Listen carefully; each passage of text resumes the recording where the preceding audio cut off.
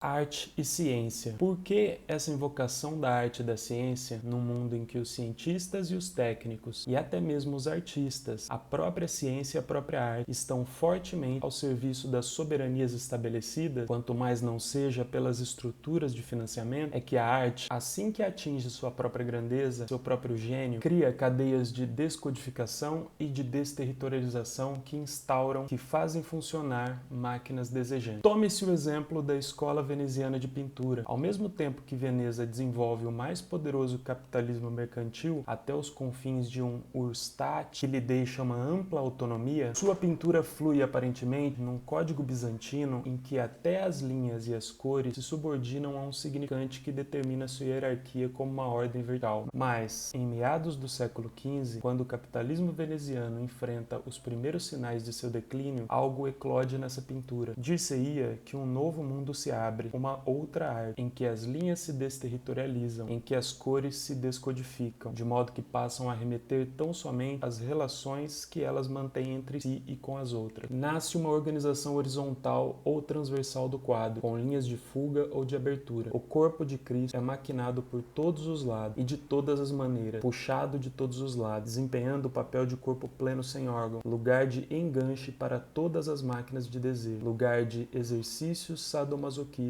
onde ressalta a alegria do artista. Até Christus pederasta. Os órgãos são a potência direta do corpo sem órgãos e emitem sobre ele fluxos que as mil feridas, como as flechas de São Sebastião, vêm cortar e recortar de modo a produzir outros fluxos. As pessoas e os órgãos deixam de ser codificados segundo investimentos coletivos hierarquizados. Cada um vale por si e faz o que lhe diz respeito. O menino Jesus olha para um lado enquanto a Virgem ouve de outro. Jesus vale por todas as crianças desejantes. A Virgem vale por todas as mulheres desejantes. Uma alegre atividade de profanação se estende sob essa privatização generalizada. Um Tintoretto pinta a criação do mundo como uma corrida em distância, em que o próprio Deus, na última fila, comanda a partida, da direita para a esquerda, e de repente surge um quadro de Loto, que também poderia ser do século XIX. Sem dúvida, essa descodificação dos fluxos de pintura, essas linhas de fuga esquizoide que formam no horizonte as máquinas desejantes, são retomadas em pedaços do antigo código ou introduzida em novos códigos, e primeiramente numa axiomática propriamente pintural que estrangula as fugas, fecha o conjunto sobre as relações transversais entre linhas e cores e o assenta sobre territorialidades arcaicas ou novas, por exemplo, a perspectiva. Tanto é verdade que só se pode aprender o movimento de desterritorialização como o avesso de territorialidade, ainda que residuais, artificiais ou factícias. Mas, pelo menos, algo surgiu, quebrando os códigos, desfazendo o significante, passando sob as estruturas, fazendo passar os fluxos e operando os cortes no limite do desejo. Uma abertura. Não basta dizer que o século XIX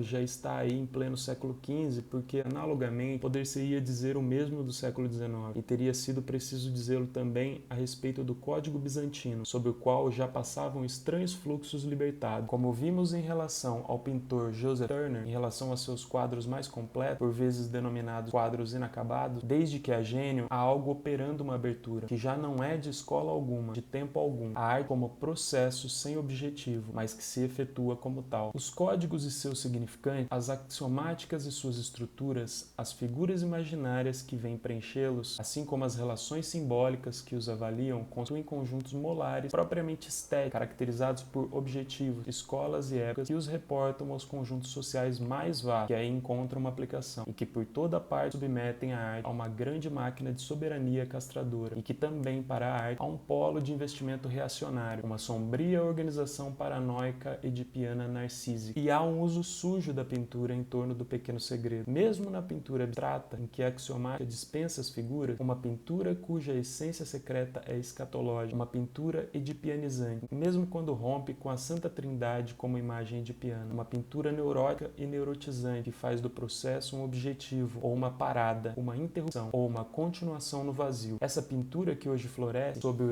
usurpado o nome de moderna, flor venenosa que levava um herói de Lawrence a dizer, abre aspas, é como um tipo de frio assassinato. E quem é assassinado? São assassinadas todas as entranhas de misericórdia que se sente em si. Talvez a besteira seja assassinada. Besteira sentimental, caçou o artista. Você acha? Parece-me que esses tubos e essas vibrações de lata ondulada são mais tolos que tudo e por demais sentimentais. A meu ver, eles mostram excessiva compaixão e muita vacuidade nervosa. Fechado. Os cortes produtivos projetados sobre o grande corte improdutivo da castração, a captura do devir do fluxo em forma de fluxo de lata ondulada, as aberturas tapadas por todos os lados. E talvez esteja nisso, como vimos, o valor mercantil da arte e da literatura, uma forma de expressão paranoica, que já nem sequer tem necessidade de significar seus investimentos libidinais reacionários, uma vez que esses lhe servem ao contrário de significante, uma forma de conteúdo edipiana que já nem sequer tem necessidade de figurar Édipo, pois a estrutura lhe basta. Porém, no outro polo, esquizo-revolucionário, o valor da arte é tão somente determinado pelos fluxos descodificados e desterritorializados que ela faz passar sobre um significante reduzido ao silêncio, abaixo das condições de identidade dos parâmetros, através de uma estrutura reduzida à impotência, escrita com suportes indiferentes, pneumáticos, eletrônicos ou gasosos, e que parece tanto mais difícil e intelectual aos intelectuais, quanto mais acessível é aos débeis, aos analfabetos, aos esquisos. Escrita que esposa tudo o que corre e tudo o que recorta, entranhas de misericórdia que ignoram sentido e objetivo, a experiência Artaud, a experiência Burroughs. É aqui que a arte chega à sua modernidade autêntica, que consiste unicamente em libertar o que já estava presente na arte de todos os tempos, mas que se encontrava oculto sob objetivos e objetos ainda que estéticos, sob as recodificações ou as axiomáticas, o puro processo que se efetua e não para de se efetuar enquanto processo, a arte como experimentação. E diremos o mesmo em relação à ciência. Os fluxos descodificados de conhecimento estão primeiramente ligados em axiomáticas propriamente científicas, mas essas exprimem uma hesitação bipolar. Um dos polos é a grande axiomática social, que retém da ciência o que deve ser retido em função das necessidades do mercado e das zonas de inovação técnica. O grande conjunto social, que faz dos subconjuntos científicos outras aplicações que lhe são próprias e que lhe correspondem. Em suma, é o conjunto dos procedimentos que não se contentam em trazer os cientistas de volta à razão, mas previne todo o desvio de sua parte, impõe-lhes objetivos e faz da ciência e dos cientistas uma instância perfeitamente sujeitada à formação de soberania. Por exemplo, a maneira como o indeterminismo foi tolerado até certo ponto, depois ordenado a reconciliar com o determinismo. Mas o outro polo é o polo esquizoide, na vizinhança do qual os fluxos de conhecimento esquizofrenizam e fogem não só através da axiomática social, mas passam através das suas próprias axiomáticas, engendrando signos cada vez mais desterritorializados, figuras esquisas que já não são figurativas nem estruturadas e que reproduzem ou produzem um jogo de fenômenos sem objetivo nem fim, a ciência como experimentação, no sentido definido anteriormente. Nesse domínio, como em outros, não haverá um conflito propriamente libidinal entre um elemento paranoico edipianizante da ciência e um elemento esquizo-revolucionário. Precisamente o conflito que leva Lacan a dizer que existe um drama específico do científico. Abre aspas, J.R. Meyer, cantor. Não farei aqui uma lista desses dramas que por vezes vão até a loucura e que, nesse caso, não se poderia incluir no Édipo, a não ser para pô-lo em causa. Fecha aspas. Pois, com efeito, Édipo não intervém aqui como figura familiar, nem sequer como estrutura mental, mas sob espécies de uma axiomática como fator edipianizante, de que resulta um Édipo especificamente científico. E, ao canto de Lautréamont, que se eleva em torno do polo paranoico edipiano narcísico, ó matemática severa, aritmética, álgebra, geometria, trindade grandiosa, triângulo luminoso, um outro canto se opõe, ó matemáticas esquizofrênicas, incontroláveis e loucas máquinas desejantes.